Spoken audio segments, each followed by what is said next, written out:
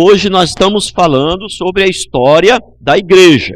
Já falamos sobre os apóstolos, mas sobre o sofrimento dos apóstolos, né? E agora eu vou entrar numa fase onde a gente vai falar dos apóstolos. Não tem como falar da história da igreja sem dar uma ênfase aí na vida dos apóstolos. E agora nós vamos falar, eu já falei sobre o Coliseu romano, né? Não tem como falar sobre a história da igreja sem falar do Coliseu. Já falei sobre os mártires, os homens de Deus que morreram na igreja primitiva. Os apóstolos, com exceção de João, todos foram mortos, martirizados, né? Só João que morreu de velhice. Falei sobre a transição da igreja católica, né? A transição da igreja cristã de Cristo. Glória a Deus, glória a Deus, tá bom. Então, estava falando, já falei dos apóstolos, mas sobre o sofrimento deles. Agora quero falar sobre a vida dos apóstolos. As qualificações de um apóstolo, o que precisa ser para ser um apóstolo, e por aí afora. Então, agora eu quero começar falando a respeito, põe ali o quinto ponto ali, eu quero começar falando a respeito de alguns significados, que muitas vezes parece, assim, um tanto irrelevante, mas é dependendo do ponto de vista. Então eu quero falar o significado aí do que significa a palavra pastor, o que significa presbítero, o que significa bispo, apóstolo, papa. Eu esqueci de falar aí sobre diácono, mas vou falar também. Esqueci de escrever ali sobre diácono, mas vou falar também. Então, veja bem, dependendo do ponto de vista, isso é um tanto irrelevante, eu concordo. Por exemplo, algumas igrejas chamam diácono, outras chamam servo. Então, tem algum problema? Ah, não, aquela que chama diácono é de Deus, aquela que chama servo, esse povo aí não é de Deus. Prestou atenção? Então, isso é irrelevante. Porque o diácono significa servo. Então, o nome ali e tal, não faz tanta diferença. O problema é o seguinte, que, na maioria das vezes, os nomes, as nomenclaturas são diferentes. Por quê? É porque eles não conhecem nem o que significa diácono, nem o que significa direito à palavra pastor, e nem o que significa presbítero. Aí já se torna um problema grave. Por quê? Como é que você vai aprender a Bíblia? Como é que você vai aprender teologia? Como é que você vai aprender sobre escatologia se o cara não sabe nem o que significa presbítero? Tá? Então, eu sei que no passado, na igreja católica tinha aquele negócio, é o clero e o leigo. E é uma coisa terrível. O clero é a turma de quem sabe e continua aprendendo. E o leigo é a turma de quem não sabe e continua sem saber e sem direito a falar e ficar calado. Você vê que é grave. Mas eu creio que, há uns 100 anos atrás, também criou-se um outro problema. A igreja ela passou para um outro extremo. Creio que nada contra, sim. Irmãos, há uns 100 anos atrás, mais ou menos, algumas igrejas, uma delas, eu acho que é a principal, a Assembleia de Deus, ela mudou bastante isso, mas eu acho que ela foi muito para o outro extremo. Nada contra a Assembleia de Deus. Mas eu acho que ela foi muito para o outro extremo. E esse é um dos motivos até que ela cresceu muito. A pessoa não sabe de nada, não entende nada da palavra, mas já virou diácono, presbítero, não sabe nem o que é presbítero, mas é um presbítero. Não sei o que significa, mas você vai ser presbítero. E já começou a igreja lá, e começa outra igreja lá, e isso foi bom por um aspecto. Cresceu muito, o evangelho se propagou. Mas por outro lado, o que aconteceu? Nós temos centenas e milhares de igrejas aí, eles entendem de tudo, menos da palavra de Deus. Menos da palavra de Deus. Da palavra de Deus não entende quase nada.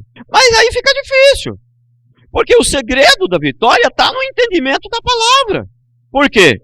Jesus venceu o diabo ali com... Tudo bem, a grande vitória foi na cruz.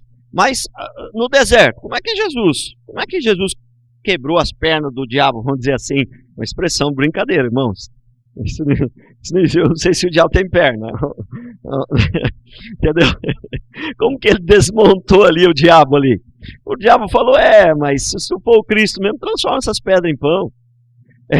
Tá bom, tá escrito isso aí, eu sou o Cristo mesmo, eu posso, mas também tá escrito que nem só de pão vive o homem. Então o que acontece? A Bíblia diz que a palavra, ela é um escudo. Então quando você tem um conhecimento bom da palavra, ninguém consegue te enganar, porque a palavra é um escudo. Agora, se você não tem um conhecimento bom e correto da palavra, você vai ser enganado, vai ficar igual o ping-pong.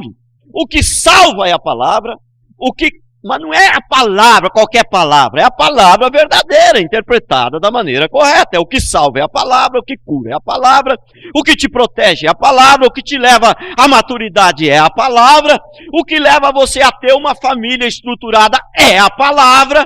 Quem conhece bem a palavra de verdade, ele vai ter uma família estruturada. Quem conhece bem a palavra, ele vai ter uma família estruturada.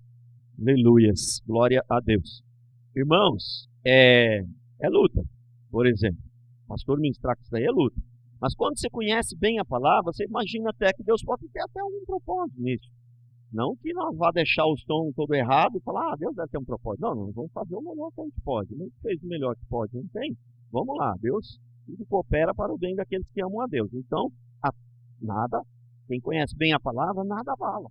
Nada abala. E aí, então o que acontece? A gente não pode sair por aí criticando todo mundo e falando as coisas sem saber. Mas se nós temos convicção, estudamos bem a palavra, temos convicção daquilo que nós cremos, nós temos que lutar pela fé evangélica, temos que lutar, temos que falar, não, aquilo ali está errado, quando você tem certeza, quando são erros graves. Aquele ali está errado, aquele outro lá está errado.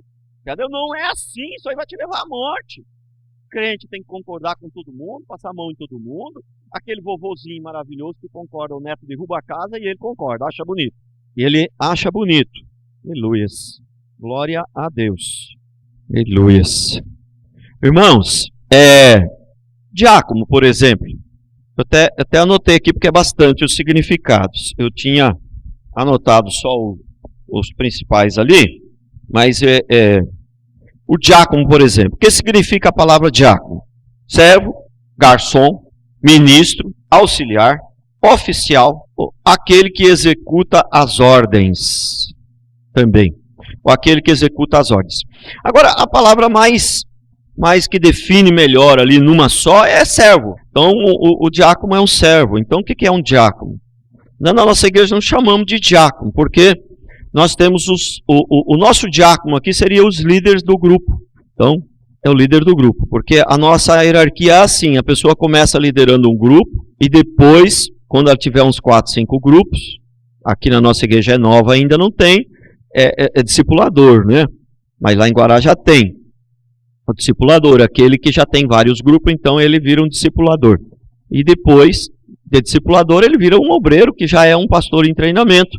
Mas aí é tudo através dos grupos, conforme vai crescendo o grupo. Por que nós fazemos assim? Porque aí ninguém recebe cargo dado, vou dar um cargo para esse aqui. Não, as pessoas conquistam a sua posição através do grupo. O grupo vai crescendo, ela conquista a sua posição na igreja. Então são cargos que não são cargos, são encargos. A pessoa tem um encargo, ela vai e conquista a sua posição. Ninguém pode reclamar. Então nesse modelo não dá confusão. Ninguém pode reclamar que o cara lá está colocado, colocou aquele lá, eu não concordo. Mas como? Ninguém colocou, ele se colocou por conta, ele foi crescendo o grupo dele, então na nossa igreja é assim. Então, essa questão, se você vai chamar de servo, vai chamar de diácono, não tem muita diferença, né? Tem coisinhas que são secundárias que você não pode achar que é melhor que o outro, porque um chama de servo, o outro chama de diácono, o outro chama de líder do PG. Então essas coisinhas não são irrelevantes realmente. Agora, é muito relevante quando a gente percebe que as pessoas não sabem o que significa. Tem entendimento, aí já é grave.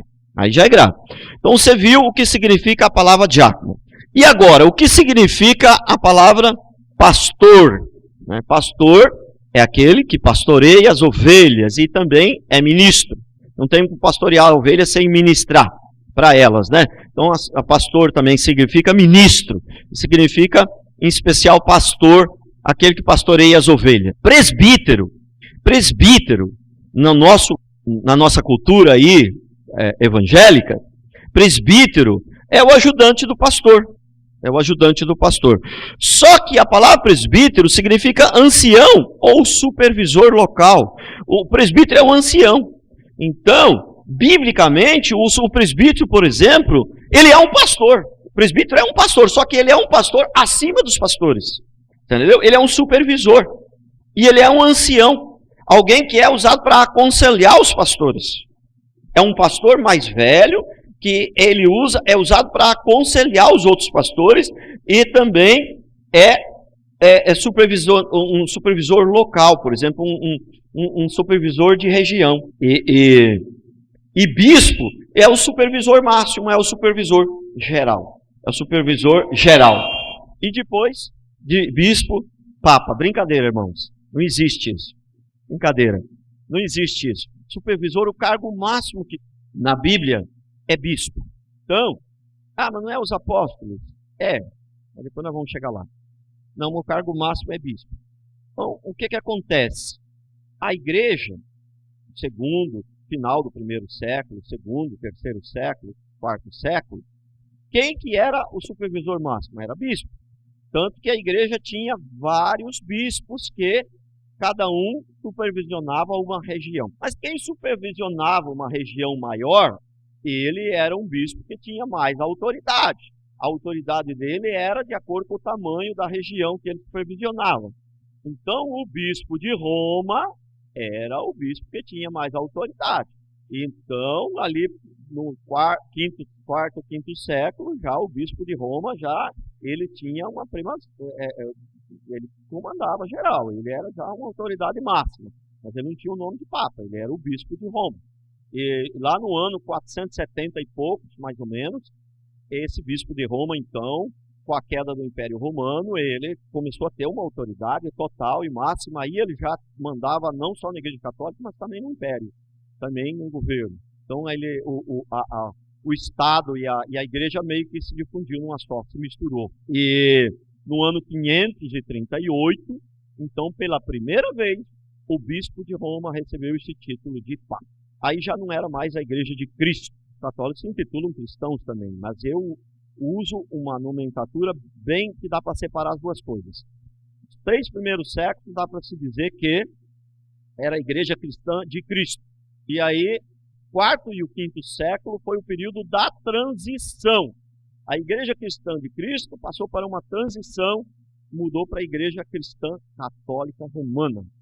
Tem diferença, a Igreja Cristã de Cristo e a Igreja Cristã Católica Romana. Não tem mais nada de Cristo, na verdade. Católica, apostólica, romana. Igreja cristã, mas é católica, apostólica, romana.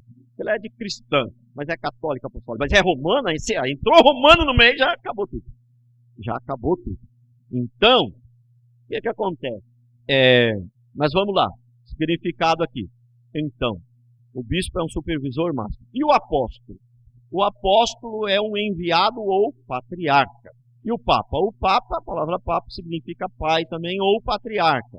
Ou também significa sumo pontífice. E essa palavra papa, alguém recebeu um título de papa, só o bispo de Roma, no ano 538. Mas já havia eu já falei isso aqui, os imperadores já tinham esse título, alguns imperadores já tinham esse título, não todos, alguns, o título de sumo pontífice, não de papa, mas de sumo pontífice. Por que o imperador tinha esse título de sumo pontífice? Porque eles entendiam que o imperador era o homem que fazia a ponte. Sumo pontífice é aquele que faz a ponte. Eles entendiam que o imperador era aquele que fazia a ponte entre o homem e o Deus Sol. Então, provavelmente, os papas de hoje também estão fazendo essa ponte aí, entre o homem e o Deus Sol, porque entre o homem e o Deus verdadeiro, a gente sabe que o único que faz a ponte é Jesus Cristo. É o único que faz a ponte é Jesus Cristo. Então, agora, eu quero falar sobre os apóstolos, né? Como eu já disse, eu já falei sobre os apóstolos, sobre o martírio deles, sobre a luta deles, mas agora eu quero falar o que significa o apóstolo e como eram os apóstolos, o que precisa ser para ser apóstolo, e essa coisa toda eu quero falar então a partir de agora. E o apóstolo significa o enviado. O apóstolo significa o enviado. E o enviado. O bispo significa também superintendente. Você vê que o bispo é superintendente. A palavra bispo também significa superintendente. Você vê que é alguém, né, uma posição máxima, né? Por que ele é máximo? Mas não eram os apóstolos, porque eram os apóstolos quando tinham, mas hoje não existe mais apóstolo verdadeiro. Então, por isso que bispo é supervisor máximo. A palavra significa isso aí, supervisor máximo.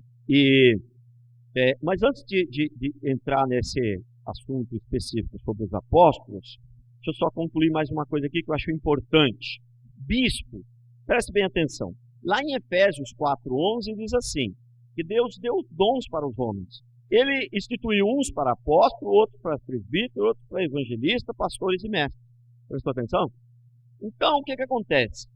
Apóstolo, evangelista, pastores e mestres. Então, esses aí são dons. São dons. Agora, diácono, presbítero e bispo não é um dom, é um ofício. Porque você não vê aí por aí, você vê até a gente falando, né? Ah, Deus me deu o dom de evangelista, né? Deus me deu o dom disso, me deu o dom daquilo. Mas você não vê ninguém falando, Deus me deu o dom de bispo, eu tenho o dom, meu dom é de bispo. O meu dom é de diácono. Por quê? Diácono, bispo, né? E presbítero é um ofício. Então, se a gente for procurar, por que eu estou falando isso? Por que é importante isso? É muito importante. Porque na Bíblia tem hora ali que a gente percebe que o bispo, o presbítero e o pastor são a mesma pessoa. Tem muitos momentos da Bíblia ali que, muitas vezes, o pastor e o bispo é a mesma pessoa. E tem alguns momentos que até o bispo, o pastor e o presbítero, os três são a mesma pessoa. Por quê? Porque normalmente se escolhe para o ofício pessoas que têm alguns dons. Então, eu vou escolher para presbítero alguém que tem algum dom. Que tenha, no mínimo, o dom de pastorear. Que ele tenha, no mínimo, o dom de ministrar. Entendeu? Então, você ouve lá, parece a mesma pessoa, mas que coisa? Significa a mesma coisa? Então, tem gente até que acha que significa a mesma coisa. Presbítero, pastor e ministro, acha que significa... Não significa a mesma coisa. É que, muitas vezes, a pessoa, ela faz as três coisas. É igual a bateria, a guitarra e o baixo. Não é o mesmo instrumento, mas tem uns indivíduos que conseguem tocar os três. Então, é por isso que em alguns lugares na Bíblia, a Bíblia se refere à mesma pessoa, o presbítero, porque normalmente são escolhidos para determinados ofícios aquelas pessoas que têm alguns dons. Amém? Então, mas tem diferença entre o ofício e o dom. Então, mas pastor, pelo certo, não era para existir, era para existir só presbítero, alguns falam. Né? Não.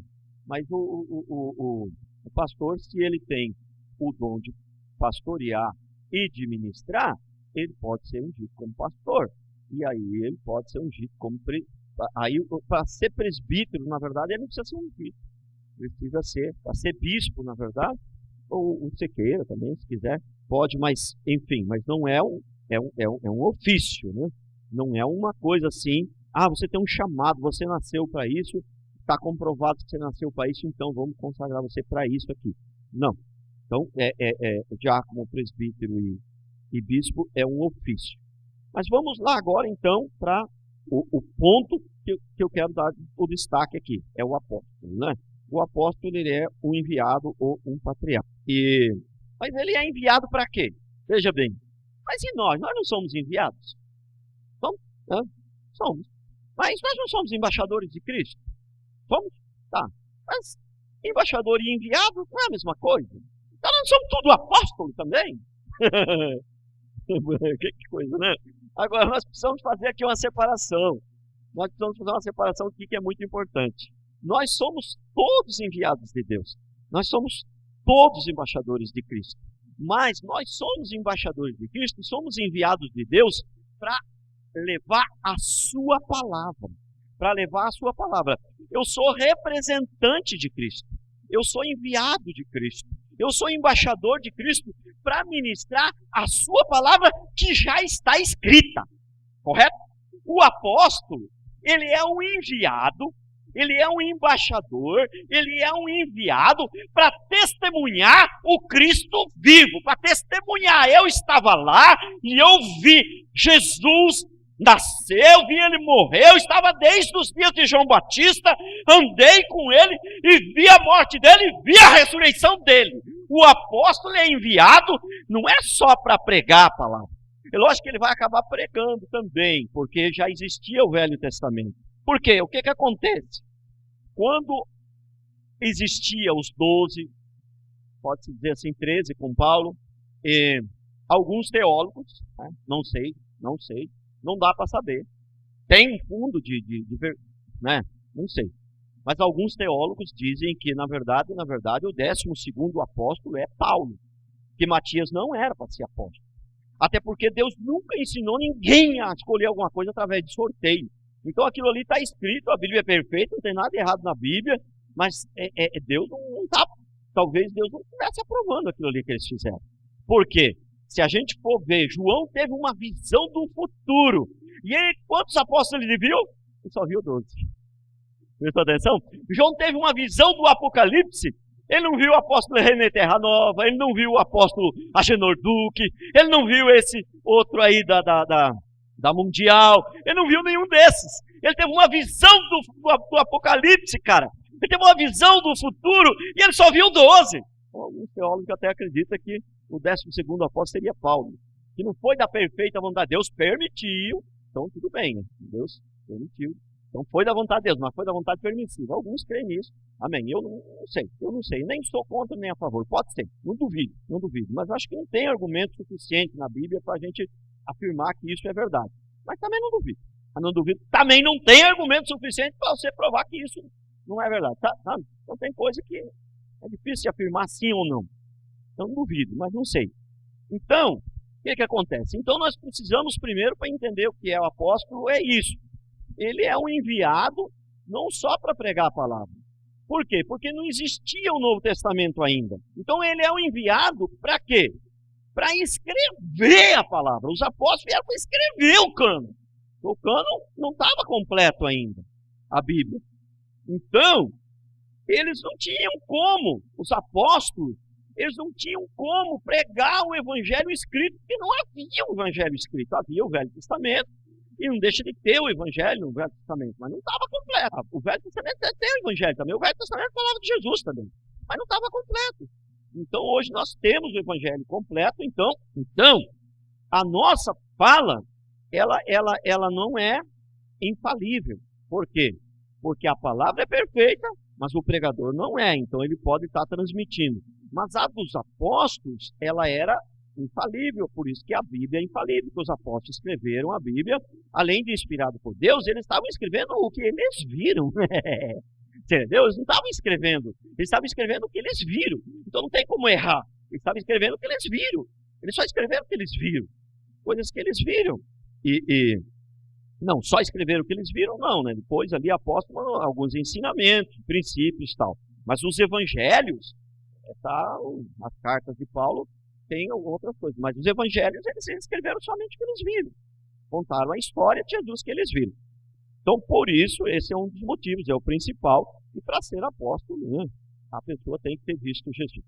Porque o apóstolo, ele é um enviado para escrever o cânon, ele é um enviado para testemunhar, tem que ser testemunha ocular, ele tem que ter visto Jesus para poder falar dele, para poder testemunhar. Nós testemunhamos da palavra, nós testemunhamos do que Deus tem feito nas nossas vidas, mas nós não somos testemunhas de Jesus ocular. Não. Nós somos testemunhas de Jesus, sim, porque nós testemunhamos a palavra e testemunhamos o que ele fez nas nossas vidas. Então você vê que às vezes a palavra é a mesma, mas o significado é diferente. Nós somos testemunhas de Jesus? Somos, tá bom. Os apóstolos eram testemunhas, só que nós somos testemunhas porque nós testemunhamos a palavra e testemunhamos o que ele fez nas nossas vidas. Mas os apóstolos não era esse tipo de testemunho, eles testemunhavam o que eles viram Jesus, o que Jesus fazer, testemunha ocular. E eles andaram com Jesus, por isso que tem que andar com Jesus para ser apóstolo. Vamos lá. Então, falsos apóstolos sempre existiram. Nunca houve um período que não teve falsos apóstolos. Então, 2 Coríntios 2, 11, de 12 a 14, diz assim: mas o que faço e farei é para cortar ocasião àqueles que a buscam, com o intuito de serem considerados iguais a nós, naquilo em que se gloriam, porque os tais são falsos apóstolos, obreiros fraudulentos, transformando-se em apóstolos de Cristo. E não é de se admirar, porque o próprio Satanás se transforma em anjo de luz. Apocalipse 2:12. Apocalipse 2:2. Conheço as tuas obras, tanto o teu labor, como a tua perseverança, e que não podem suportar homens maus, e que puseste à prova os que a si mesmos se declaram apóstolos e não o são, e o achastes mentiroso. Então, tem dois princípios aqui que nós precisamos destacar muito. O anjo da igreja aqui de Apocalipse, ele pôs à prova, ele confrontou os falsos apóstolos. Não é esse pregador bonzinho aí que concorda com todo mundo. O apóstolo René Terra Nova foi consagrado patriarca, agora, depois vai ser vice-deus. Mas sabe o que é? Mas deixa ele, né? Não vamos falar mal dos outros também, né? Que aí fica feio para nós. Vamos falar mal dos outros, deixa ele vai resolver com Deus. Não. Os homens de Deus, da Bíblia, não deixavam resolver com Deus, não. Eu sou enviado de Deus aqui para desfazer as obras do diabo. Eu sou enviado de Deus para dizer que isso aí está errado. João Batista não falou para Herodes, olha, é o seguinte, falou lá no cantinho, Herodes está errado, mas no cantinho particular, mas deixa ele resolver com Deus. Não. Falou a Herodes, não te é lícito estar com a mulher do teu irmão. E por isso ele perdeu a cabeça, mas não está preocupado com a cabeça dele. Ele está preocupado em ser fiel a Deus. Não está preocupado com a cabeça dele. Esse é um ponto. E o segundo ponto aqui que nós observamos. Puseste à prova os que a si mesmos se declaram. Quem são os falsos apóstolos? São autodeclarados. Sempre. Toda a história da igreja, em toda a história da igreja, sempre houve concordância. A igreja que pregava bem, a que pregava mal, a que pastoreava bem a igreja, que não pastoreava tão bem, a igreja mais tradicional, a mais moderna, todos concordavam com uma coisa, que um homem de Deus, para ser pastor, ele tinha que ser ordenado por um outro pastor, maior que ele, mais experiente que ele, que fosse autoridade sobre a vida dele, que impusesse as mãos diante da igreja e abençoasse ele. Todos concordam que tem que ser alguém que é autoridade acima dele, que andou com ele, que conhece ele, que é autoridade sobre a vida dele. Todos concordam com isso. Todos os pastores. Esses que hoje são apóstolos,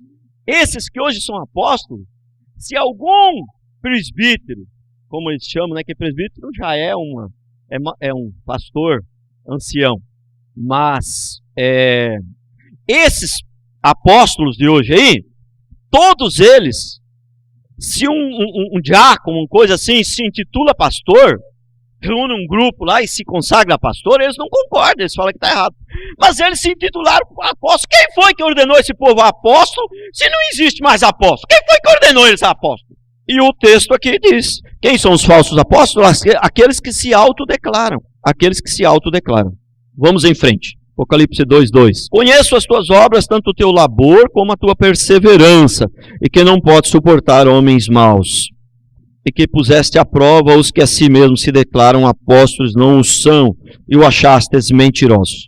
Nós somos embaixadores de Deus para pregar a palavra. O apóstolo é o enviado para falar em nome de Deus. É diferente. E como que um apóstolo pode ser um enviado para falar em nome de Deus se ele não esteve com ele presente, face a face? Não andou com ele. Então, os 12 apóstolos não ungiram nenhum apóstolo. Eles escolheram aquele lá no sorteio para pegar o lugar de Judas, e mesmo assim tem dúvida ainda se essa foi a perfeita vontade de Deus. Eles não ungiram. Por que o povo não queria aceitar apóstolo Paulo como apóstolo? Por quê? Não queria aceitar apóstolo Paulo como apóstolo, porque apóstolo Paulo não tinha andado com Jesus. Por isso, nem Paulo eles não queriam aceitar. Porém, ele esteve com Jesus no caminho de Damasco, e ele foi arrebatado até o terceiro céu, e Deus falou com ele diretamente e tal. E isso depois foi reconhecido pelos 12. Foi reconhecido, eles reconheceram. Não, ele esteve com Deus. Ele esteve com Jesus. Então eles reconheceram. Agora, se os 12 não tivessem reconhecido Paulo, irmão, não dava para confiar, não.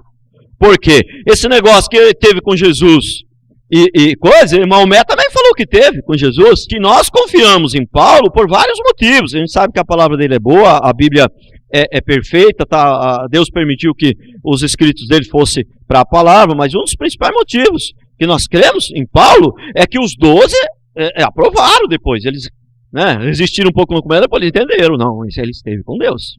Não tem jeito. Quem esteve com Jesus, não adianta, é irreconhecível. Não tem como você se enganar.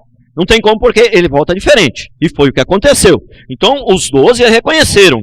O único que os 12 reconheceram foi foi aquele que eles tiraram para o sorteio para completar o lugar de Judas, e Paulo só. Os 12 não reconheceram mais ninguém como apóstolo. Além de não reconhecer mais ninguém como apóstolo, eles não deixaram, eles não ungiram nem outros apóstolos para ficar no lugar deles.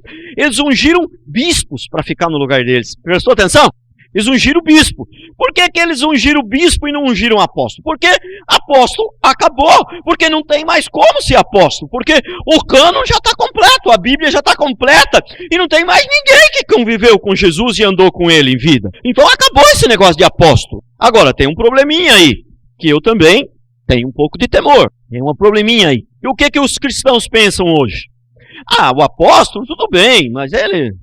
De repente, acho que nem tem mais apóstolo mesmo, ele até concorda que não existe mais apóstolo, mas eles estão fazendo o bem, eles estão tentando fazer o melhor que pode ali, eu acho que a intenção é boa, é ganhar alma. Será? Constantino começou assim também, a intenção era boa, entendeu? Dava 2 túnicas e 20 moedas de prata para quem quisesse se batizar, a igreja encheu. Mas aí, em vez de encher a igreja, na verdade acabou com a igreja, porque o mundo veio para dentro da igreja e ninguém converteu. Porque eles vinham para a igreja porque ganhava 2 túnicas e 20 moedas de prata. Constantino. Então é o seguinte, aquilo que quebra princípios de Deus, ele vai trazer morte a médio e a longo prazo, mesmo que inicialmente parece que está fazendo o bem. Agora tem um outro probleminha aí.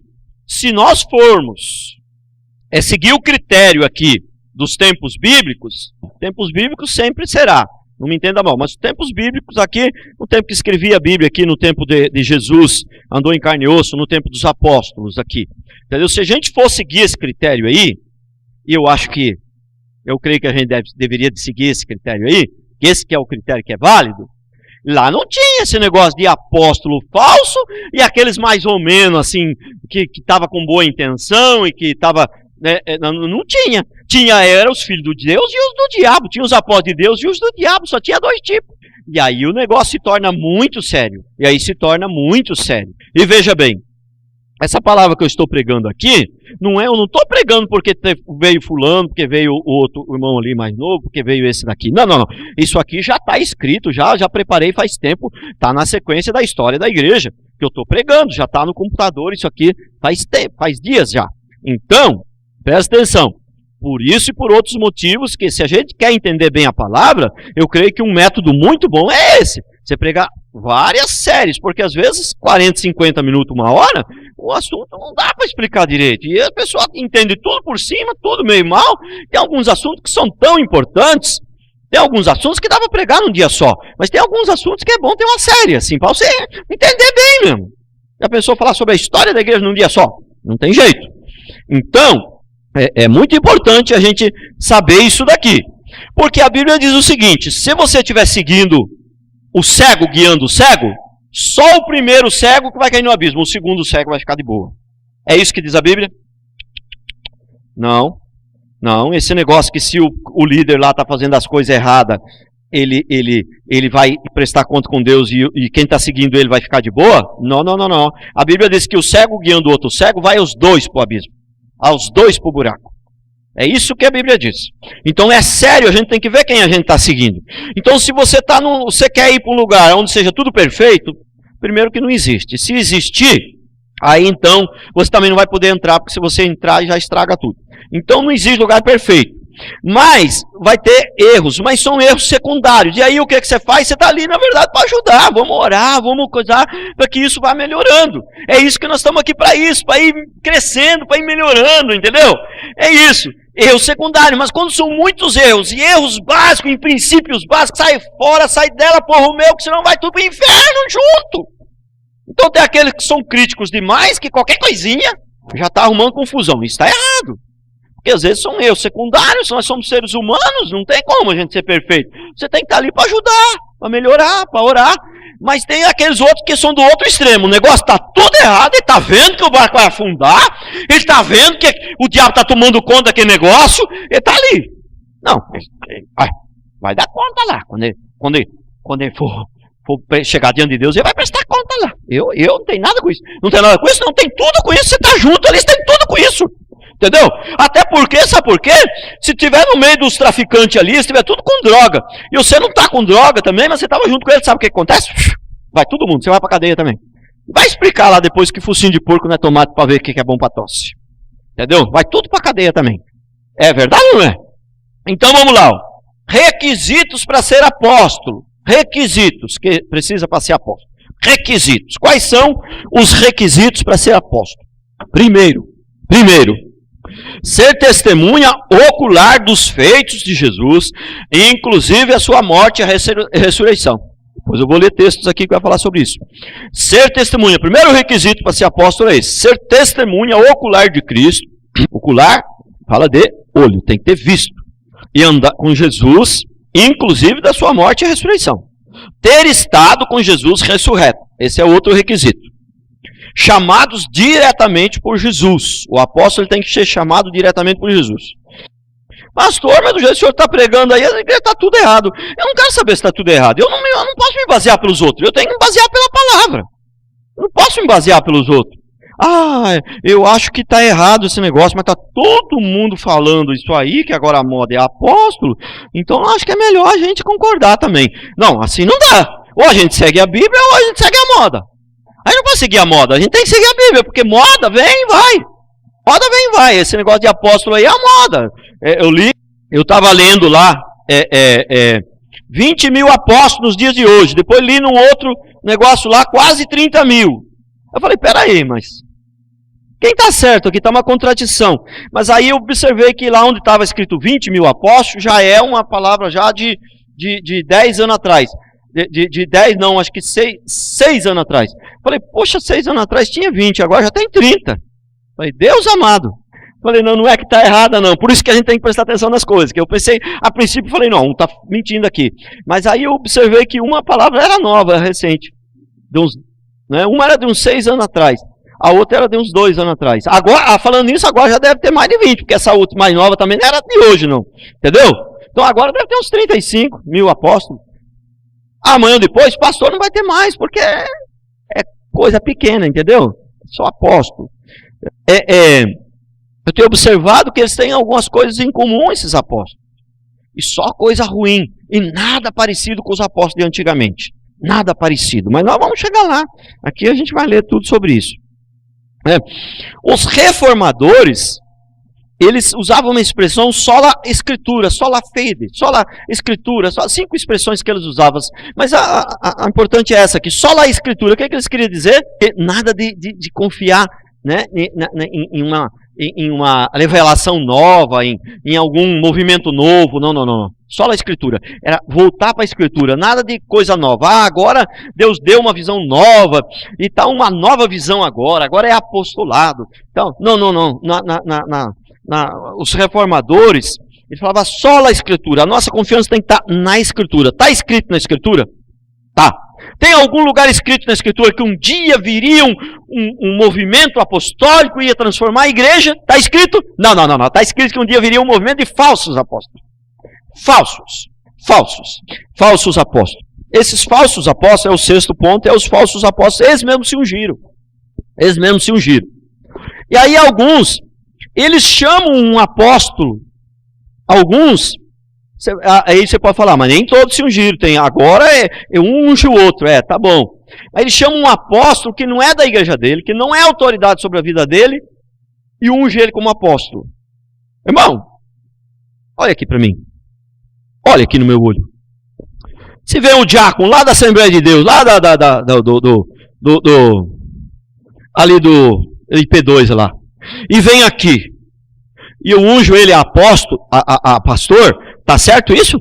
Não, eu tenho que ungir os camaradas que são aqui meu, que eu estou debaixo da minha autoridade, tá certo? Aí vem um outro apóstolo que não é nada dele, que é de outra denominação, e unge ele a apóstolo, tá tudo errado, isso é tudo falso. Está tudo errado. Eu não posso ungir alguém a pastor que é de outra igreja. Eu tenho que ungir. Eu tenho autoridade para ungir alguém a pastor, alguém que seja da minha igreja, alguém que é meu discípulo, que eu conheço, que anda comigo. Por quê? Primeiro, eu não tenho autoridade sobre ele. Segundo, eu não sei a vida dele. Como é que eu vou provar?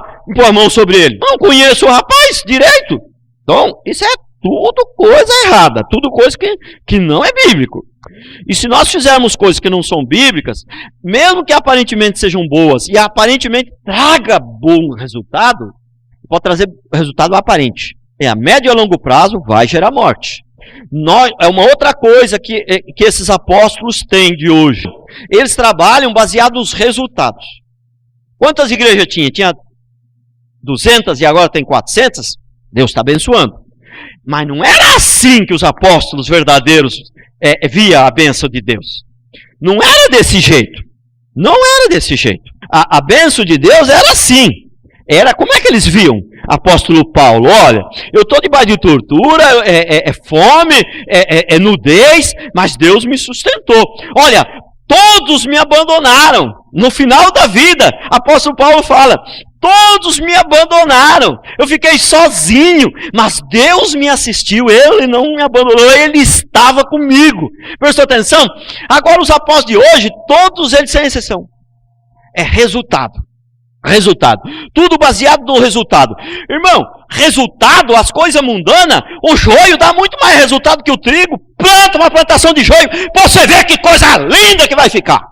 Bonitão, bem mais verde, bem mais alto que o trigo, a espiga empinada para cima, o trigo está bem menorzinho, aquelas folhinhas mais raquítica, e aí quando começa a madurar, ainda por cima a espiga vira para baixo ainda.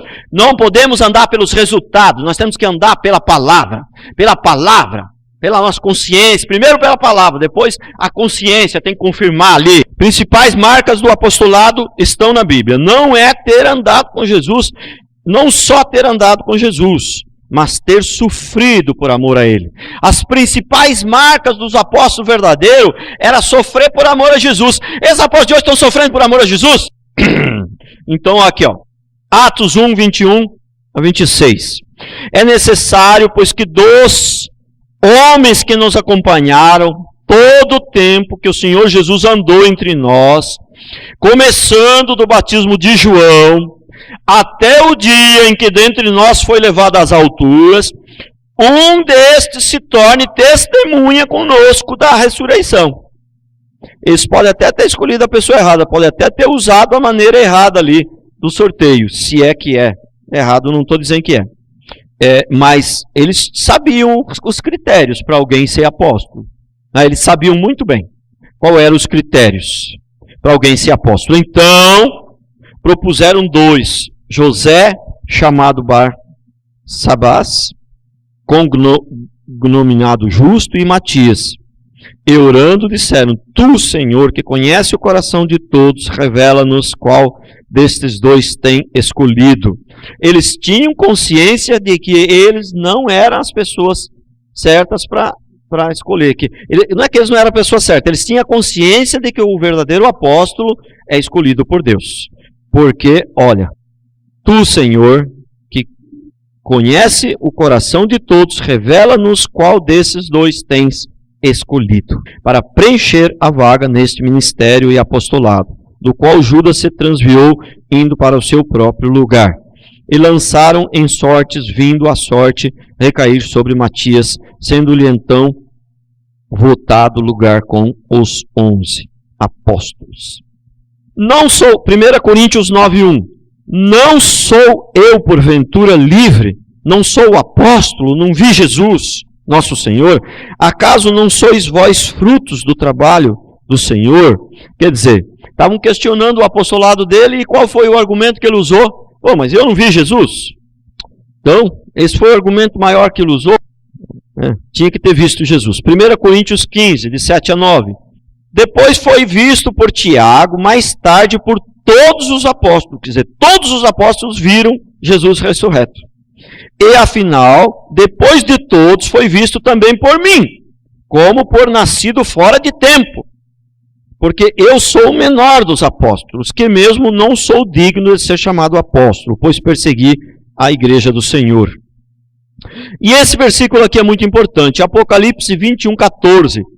A muralha da cidade tinha 12 fundamentos, e estavam sobre estes os 12 nomes dos apóstolos do Cordeiro.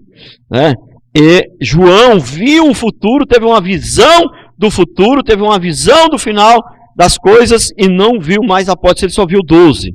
Interessante isso. Não só ter andado com Jesus, mas ter sofrido por amor a ele é uma característica dos apóstolos. Sofrimento é uma característica. Falar uma coisa para você, o apóstolo ele foi chamado para sofrer. Mas não para sofrer só por sofrer, porque Deus tem prazer em sofrimento. Porque é impossível ser apóstolo de Deus sem sofrimento, sem martírio. Todos morreram martirizados. E o único que morreu de velhice foi João, mas foi martirizado também. E foi martirizado tudo quanto foi jeito. Ele foi condenado à morte, ele foi jogado num tacho de óleo fervendo para queimar os poucos, mas ele não queimou. O óleo não queimou ele, milagrosamente o óleo fervia e não queimava ele. Ele foi tentado matar ele de várias maneiras, os historiadores dizem. Já que não tinha jeito de matar ele mesmo, mandaram ele para a ilha de Pátimo. Então está condenado à prisão perpétua, então morrer na ilha de Pátimo. Mas acho que Deus também, não quis que ele morresse lá na ilha de Pátimo, trouxe ele de volta para Éfeso, como muitos, a maioria acha que João morreu na ilha de Pátimo.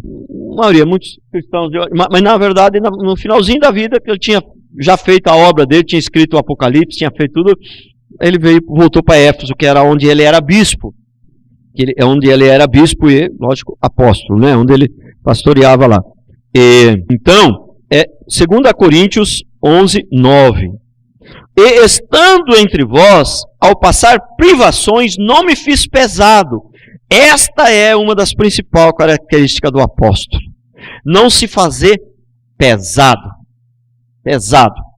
Irmãos, eu não estou aqui para falar de mim. Até mesmo porque eu não tenho muita coisa para falar de mim.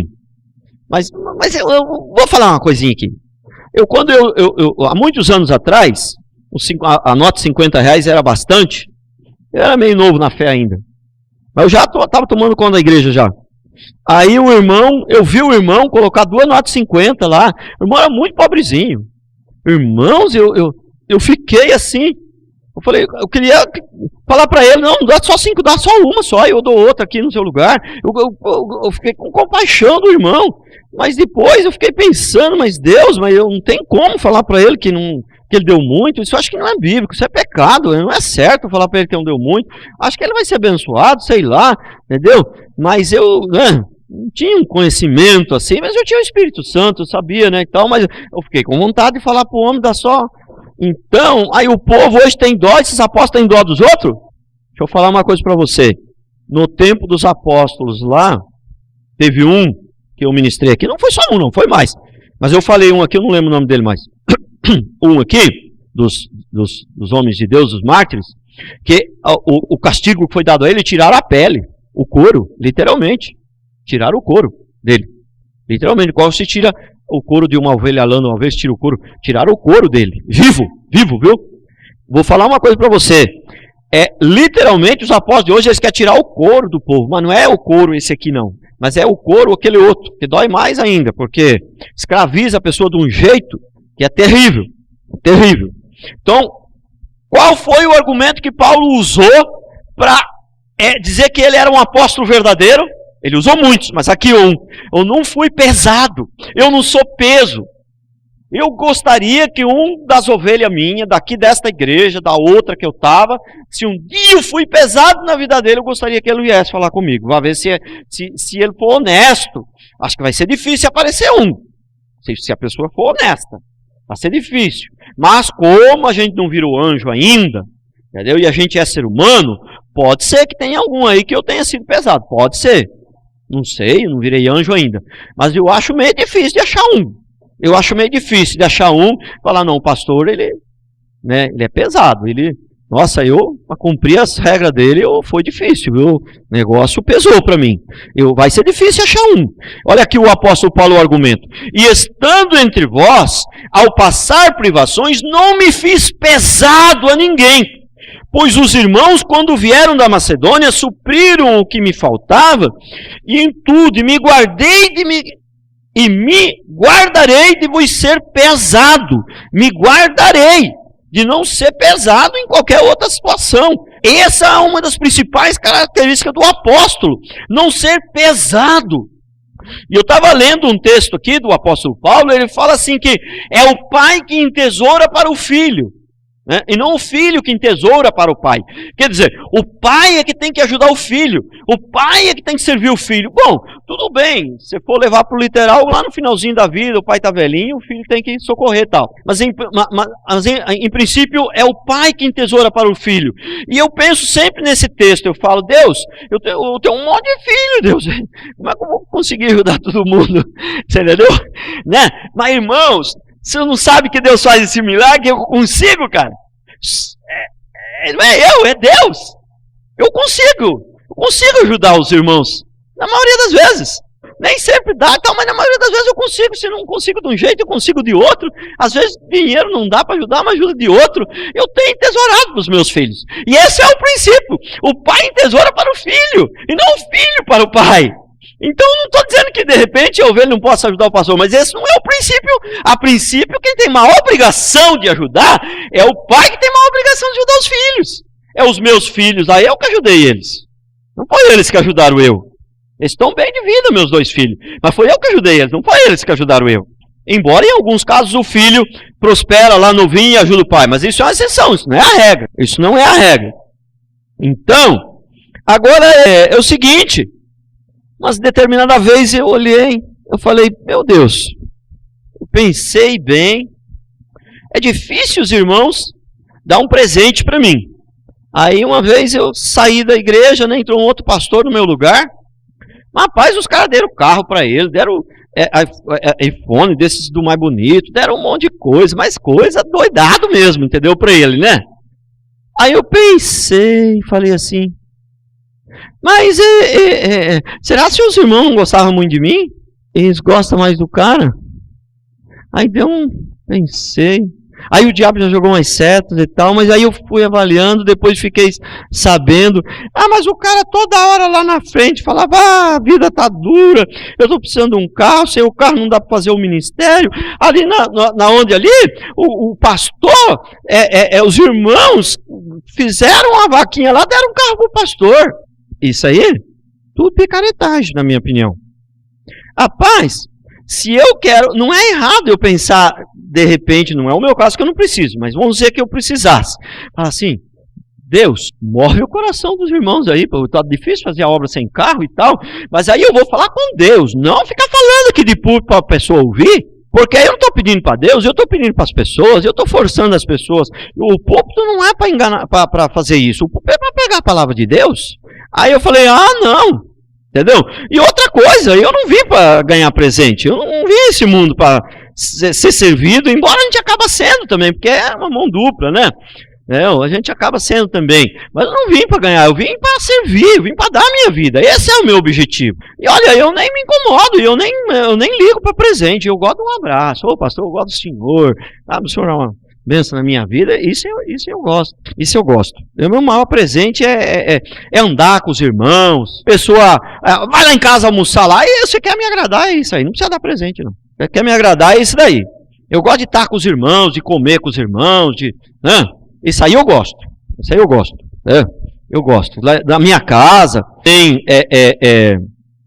na minha casa eu convido bastante os irmãos para ir, mas nem dá sempre para dar atenção para todo mundo. Até esses dias atrás teve uma irmãzinha que ela falou assim, pastor, muita gente boa, irmã, muito gente boa, né, daqui da nossa igreja, uns 10 dias atrás. Ela falou assim, pastor, o senhor, eu acho que o senhor não gosta muito de mim, porque às vezes, tem vezes que o senhor nem cumprimenta eu.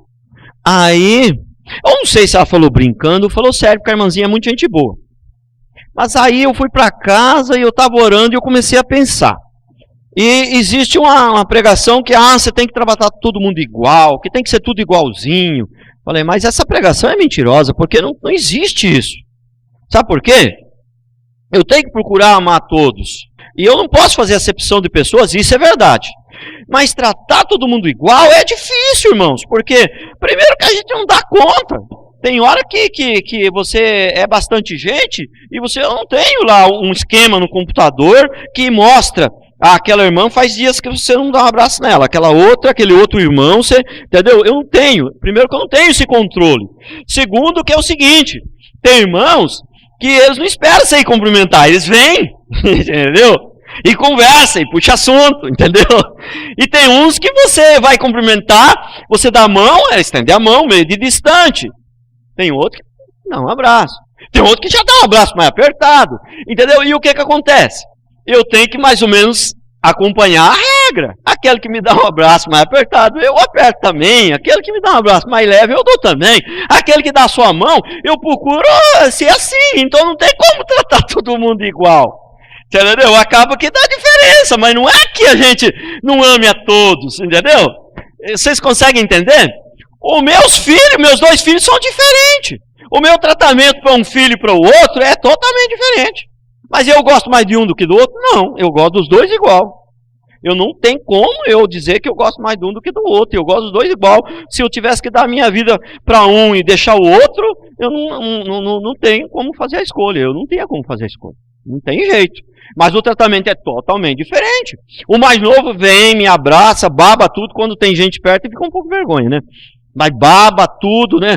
O mais velho, não. O mais velho, ele vem dar a mão, o pastor Rodrigo, ele dá a mão no máximo, assim, põe a mão no ombro, assim, e tal. Mais novo não, ele vem, ele aperta, ele levanta. Um dia, ele é muito forte, né? E pegou eu, assim, com as 2 mãos nas costas aqui, levantou lá em cima, assim, ele não faz força nenhuma, é igual levantar a palha. Aí a minha netinha já achou que estava judiando de mim e falou, não, pai, não faz isso com o vovô Mimi. Chama eu de vovô Mimi, ela tem 3 anos. Então, é diferente, irmãos. Não é, eu procuro tratar todo mundo igual, mas não é, as pessoas são diferentes, a gente também, mas eu procuro amar todos. Eu acho que ninguém pode falar que eu, né? Enfim, eu não sei se ela falou brincando, falou sério, mas enfim, aí quando ela falou aquilo, eu fui em casa, comecei a orar e comecei a pensar. Falei, não tem jeito de tratar todo mundo igual, literalmente. Não tem jeito, porque as pessoas são diferentes. Mas eu gosto dos irmãos. Falando nisso, um pastor que é na outra igreja, né, que eu andava, né, outra igreja que eu estava, o pastor, ele falou uma vez, estava numa reunião assim de muitos pastores, e aí um pastor perguntou para ele, que lá era uma igreja muito grande, e alguns pastores eram enviados para outras cidades. Aí um irmão perguntou para ele, era uma reunião só de pastor, um irmão perguntou para ele, pastor, esses pastores que o senhor envia para outras cidades, são um pastor assim meio complicado, que o senhor não dá muito conta de andar com eles? E aí o senhor envia para outro lugar? E sabe qual foi a resposta do pastor? Ele falou assim, olha, alguns são enviados porque são pessoas difíceis, tem um chamado para pastor, nasceu para ser pastor, não me arrependi de consagrar eles a pastor, mas são pessoas difíceis. Então ele precisa começar uma igreja nova para ele apanhar com Deus lá mesmo, porque a gente não dá conta. Eu tenho muita gente para lidar e eu não posso ficar perdendo muito tempo com uma pessoa só, então a gente envia. Mas tem alguns que são enviados porque são muito gente boa, mas são muito legal, mas são tão legal que me pede, pastor, envia eu, e eles são tão gente boa que eu não consigo dizer não. Eu não consigo. Então você viu como é que funciona o negócio? Falei, interessante a resposta dele. A resposta dele foi bem sincera, mas só tinha pastor também na hora ali. Ele falou, e alguns são enviados porque o cara é tão gente boa, é tão fiel, que o dia que ele me faz um pedido, como que eu vou dizer não? Então ele falou, muitas vezes alguns são enviados porque são difíceis, são complicados. E outros são enviados porque são muito gente boa. Quer dizer, o rapaz ficou sem saber quem. Ele continuou sem saber. Sem saber se ele estava perguntando isso por causa de alguma pessoa, ele continuou sem saber. Mas amém. A palavra de hoje está encerrada.